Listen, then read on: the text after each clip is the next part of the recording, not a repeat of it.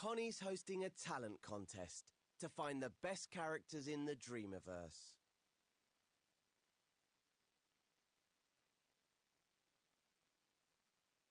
But she's a no-nonsense judge, and none of these candidates are up to scratch.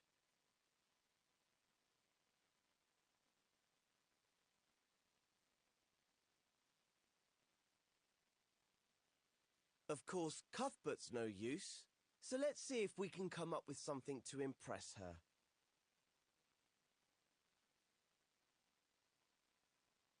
Head into the dressing room, also known as edit mode, to get started.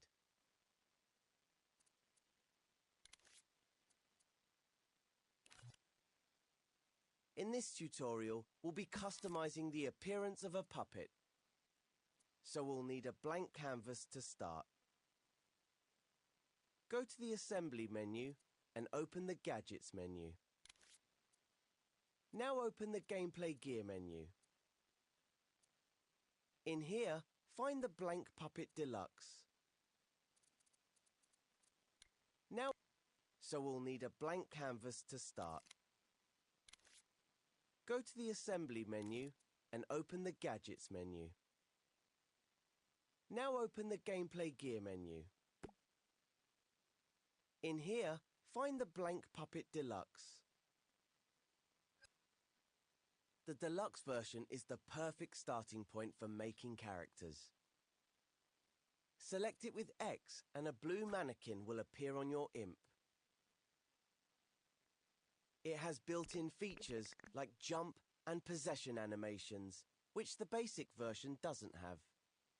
Connie won't be impressed by a basic puppet, so make sure you select the right one. Stamp the deluxe puppet in the scene with R2 or X.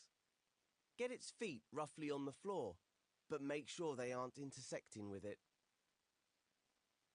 Then press the circle button to unequip the puppet from your imp.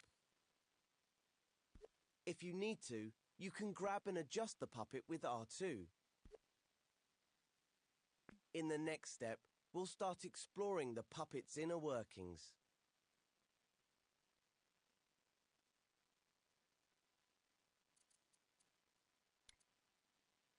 The puppet might look simple, but it's quite a complex gadget. So let's get to know it a little better. It's made up of many objects that have been grouped together. And just like any other group, it can be scoped into. Hover over the puppet with your imp, press and hold L1, and then press X to scope in.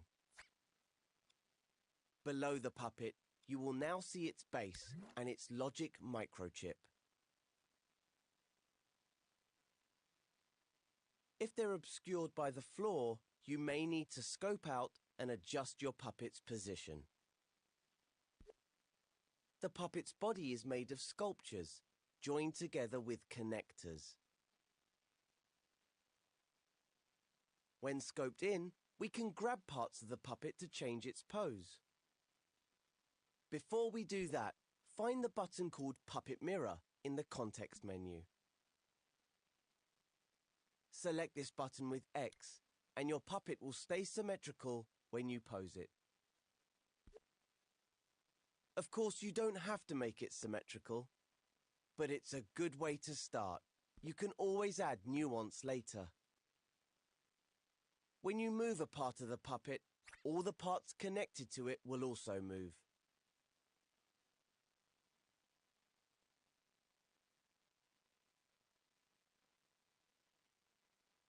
The root of the puppet is the pelvis, and every other part is connected in a hierarchy from there.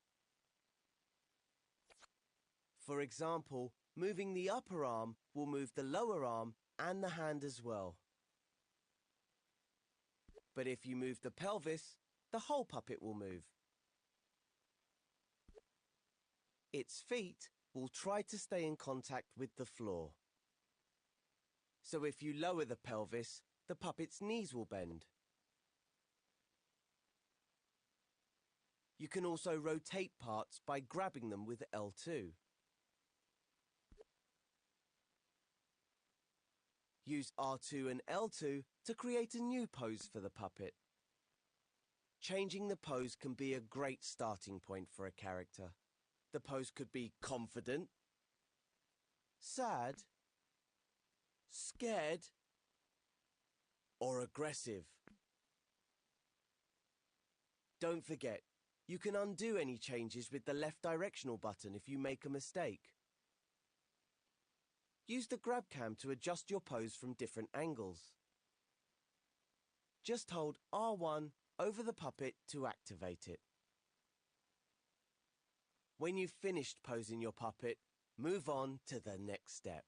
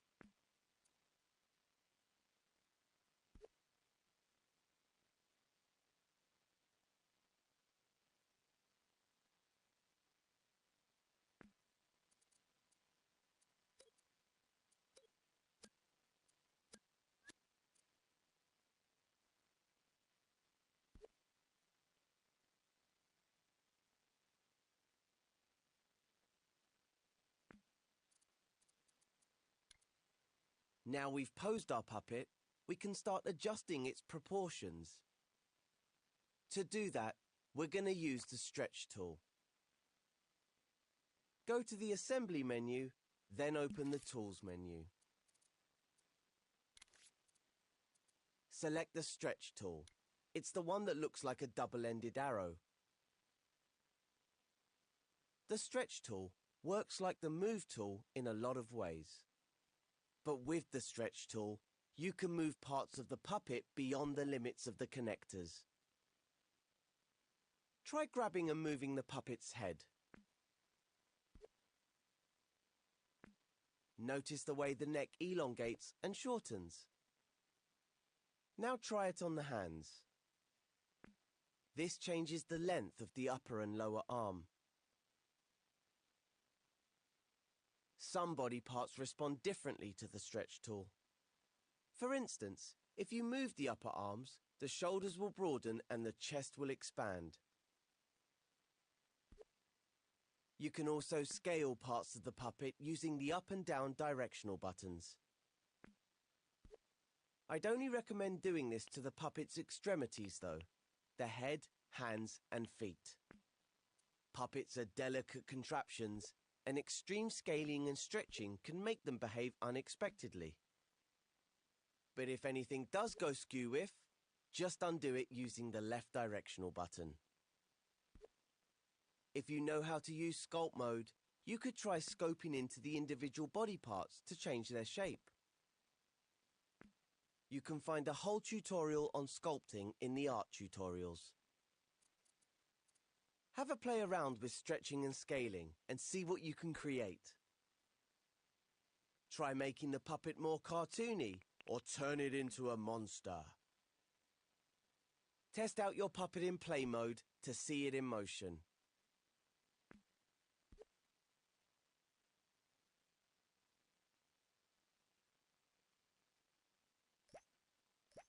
When you're done, return to edit mode. Rewind time with L3 to get your puppet back in position. In the next step, I'll show you how to color and stylize your puppet.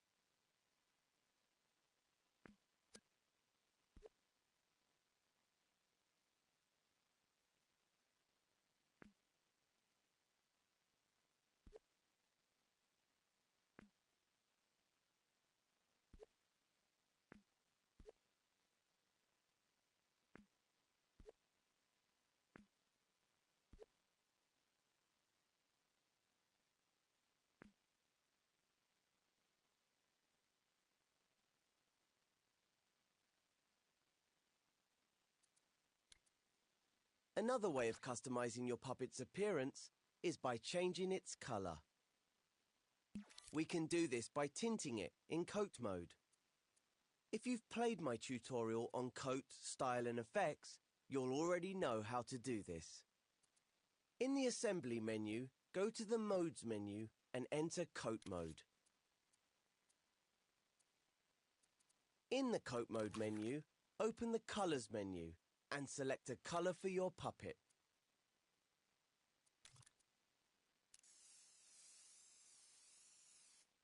Now hover over your puppet and hold R2 to tint it with your selected color.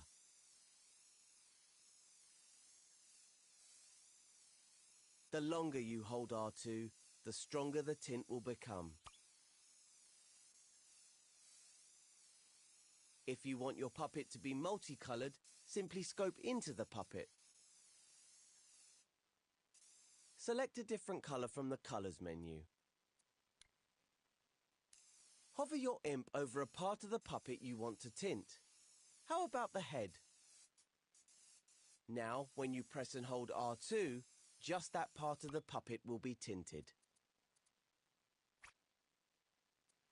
You can also use the tools in Style mode and Effects mode.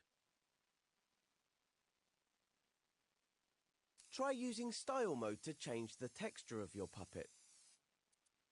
If you don't know how to use Style mode, there's an art tutorial which can help you. In the next step, we'll dive into the dressing up box.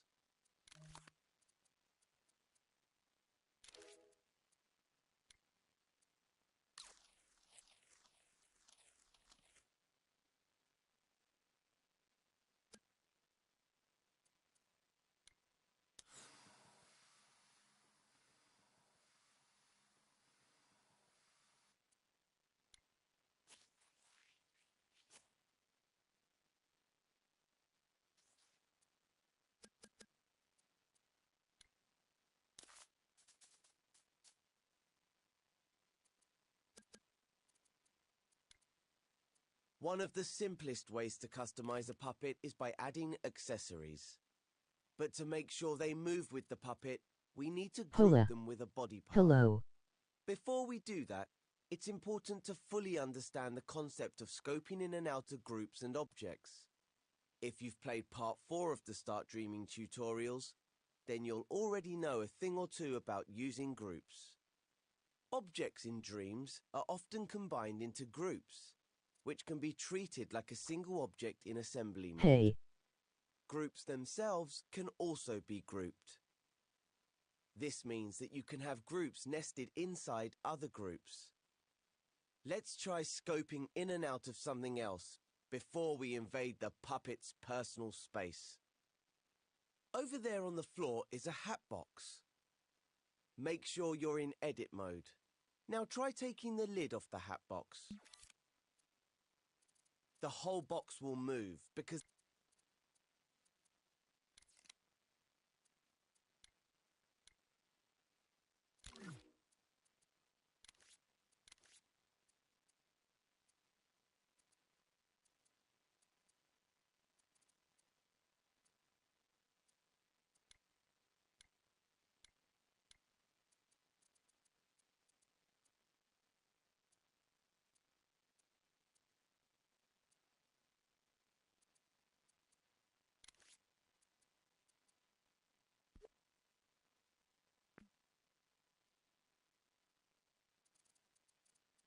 the lid, the box, and its contents have been grouped.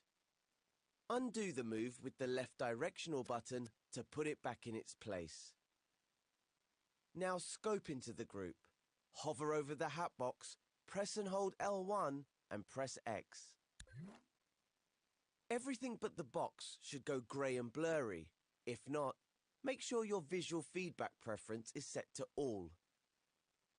This shows that you've scoped into the group and can edit its contents.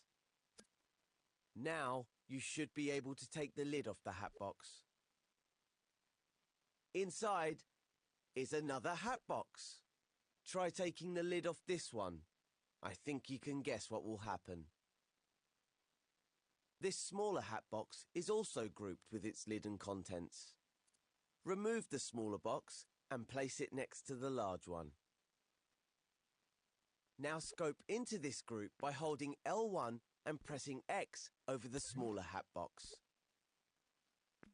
The original hat box will go grey and blurry as we've scoped into a subgroup. Now you should be able to open the smaller hat box. What's inside? A lovely hat! Take it out and place it next to the smaller box.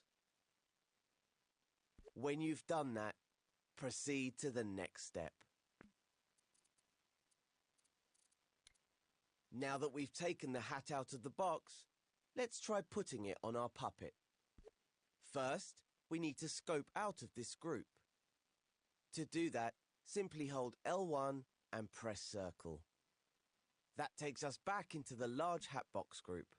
Now scope out again into the main scene by holding L1 and pressing circle. Pick up the hat. We seem to have a bit of a problem here.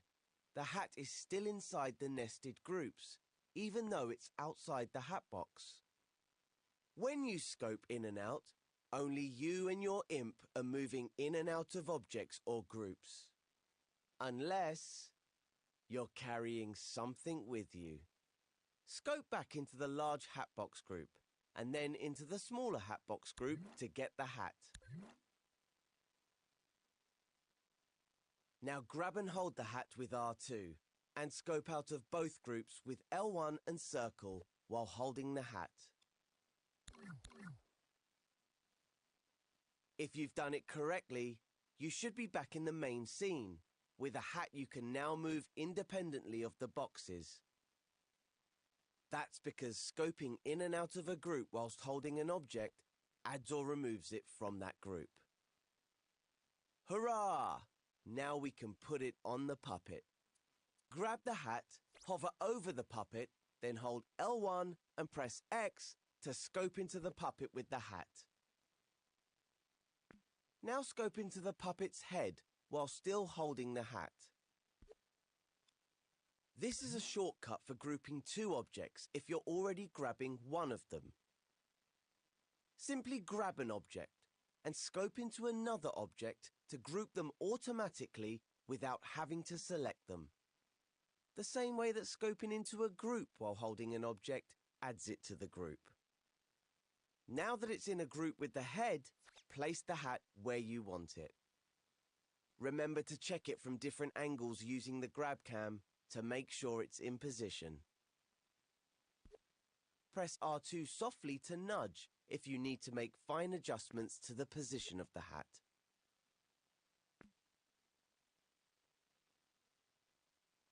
Before you move on, you should try out the puppet to see it walk around with its new accessory.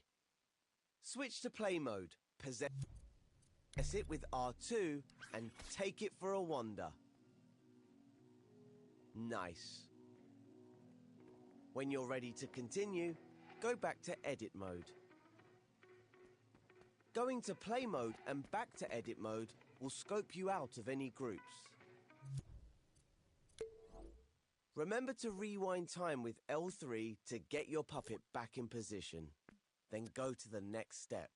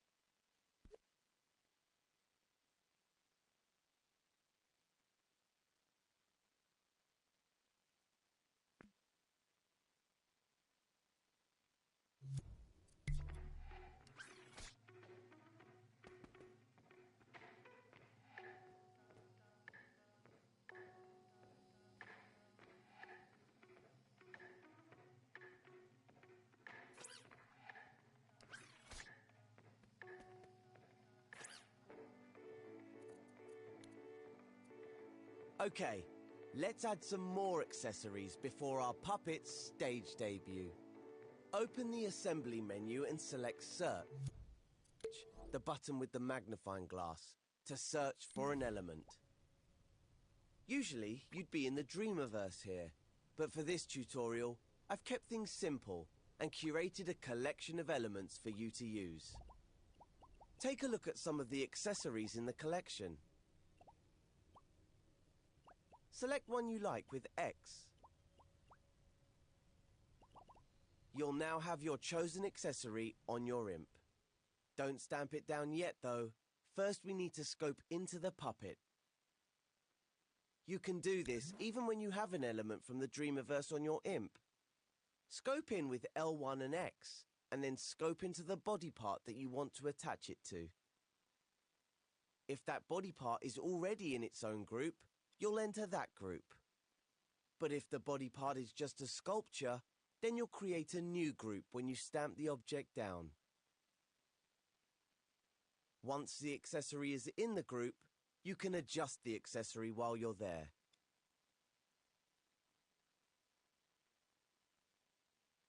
Try adding some more accessories from the collection.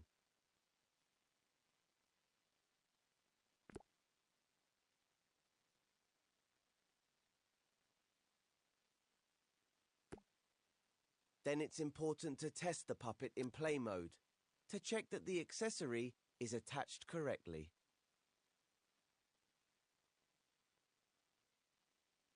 Here's another very important tip. If you ever want to remove an accessory, whatever you do, don't ungroup the body part. If you do that, you'll delete that group's connection to the puppet. And without the connector, your puppet's limbs will start falling off when you go into play mode. And nobody wants that. Instead, scope into the group containing the body part and the accessory.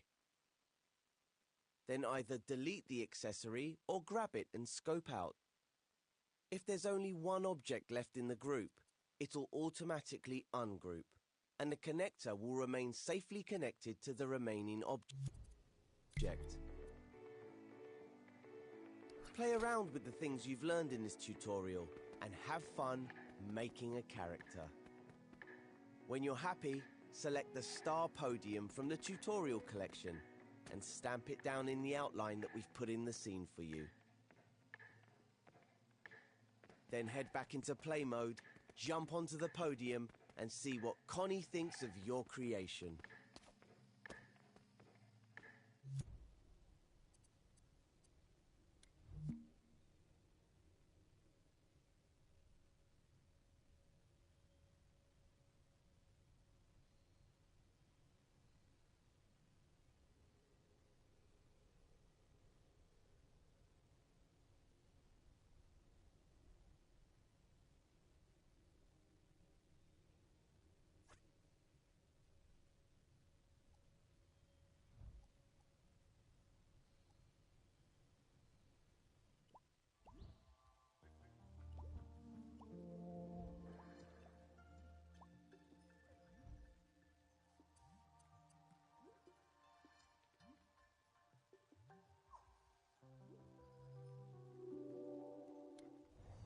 Hello, I'm Kareem, Art Director of Media Molecule.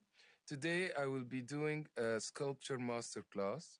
I'll be modeling a male bust and going through basic modeling techniques to block the general form of the sculpture and build up to more detailed techniques and more sculptural philosophies and attitudes to find your own personal style in Dream. I hope you find it inspiring for you to start sculpting and find your own style in Dreams. And now we begin sculpting our head. The first phase is to block out the general shape of all the head and bust components. Here we go. This is a sculpture pedestal that I've made earlier for the purpose of this tutorial. Also, I've made the space around us and put in it some of my favorite sculptures for inspiration and reference. I've also pre-lit it with nice lights to help us sculpt in a nice atmosphere. Before we start the sculpture, I would like to recap that it's very important to have learned the camera controls. In the Dream tutorials, you will find tutorials just focusing on the camera controls and tells you all about the different nuances of it. The most important one is the grab cam, where pressing your move button on your primary controller will grab the point in space that your imp tip is over. This is the imp tip on top of the imp here. So if I put my imp wherever I want to go, press the move button, pull myself towards that point or push myself away, you see that the camera is moving accordingly. It's very important to have practiced this in order to proceed with the sculpt tutorial. There is also other features in the camera like zooming, which makes you zoom in right close to an area in order to work on very fine detail. I would recommend that you practice using the camera controls now, and when you feel confident in them, click the arrow on the video to go to the next step.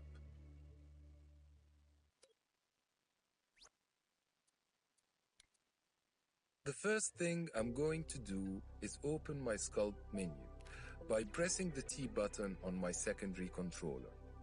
I will pick the modes and choose the sculpt mode. Sculpt mode defaults on shapes. The shape I'm going to start with is the sphere shape. When I start pressing my T button on my primary controller, I can smear my shape continuously like that. This is the tool that sculpt mode defaults in. Instead, I'm going to change to stamp shape tool, which allows me to stamp singular stamps of my chosen shape. This is the tool I'm going to start with in my sculpture. Now I need to stretch my sphere shape. To do that, I'll use form. I tap my two controllers together, which puts me into the form state. Once I'm happy with that, I press the T button on the secondary controller to lock the shape that I've stretched. Something like that. Now I need to turn on some guides to help me place my first edits. To do that, I will open my menu again, press the guide menu and select the stay upright guide. Pressing that fixes my shape to upright position only and doesn't go in any other orientation. By pressing the second toggle beside it, it allows it to only rotate by 90 degrees only, like this. The next guide I'd like to enable from the start of my sculpture is the mirror guide. This allows me to work in symmetry, which is very useful for modeling ahead. To do that, I will go to the guides, enable it, and this activates the mirror guide, which places a copy of every edit I do. This is very useful in modeling ahead. You can see the mirror plane as well is drawn in the center. I will switch that off because I prefer modeling without. Now to place my first stamp, I'd like to get my two mirrored copies exactly aligned on top of one another. To do that, I try to get that center line aligned as much as I can. When I do that, I press the T button on the primary controller to place my edit. For the second edit, for the back of the head, I will turn my shape by 90 degrees and intersect with the front of the head. I would like to also blend that shape onto the first one more softly. To do that, I will activate one of our other features called the soft blend. To soft blend, I press the square button on my secondary controller and twist my hand like that. This allows my shape to blend with the